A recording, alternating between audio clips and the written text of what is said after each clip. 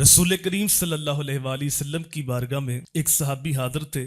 तो फरिश्ता हाजिर खिदमत हुआ तो हजूर सल्लल्लाहु अलैहि वसल्लम की बारगाह में अर्ज़ की कि इस सहाबी की उम्र चंद लम्हे बाकी है, थोड़ी देर के बाद पैगाम अजल आएगा और ये अल्लाह की बारगाह में हाजिर होंगे।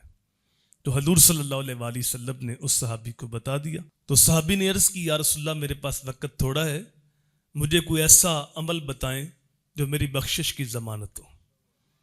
तो मेरे हजूर ने इरशाद फरमाया कि तू इल्म हासिल करने लग जा। तो वो इल्म हासिल करने में मसरूफ़ हो गए। थोड़ी देर के बाद पैगाम अजल आया, वो अल्लाह की बारगाह में हाजिर हो गए।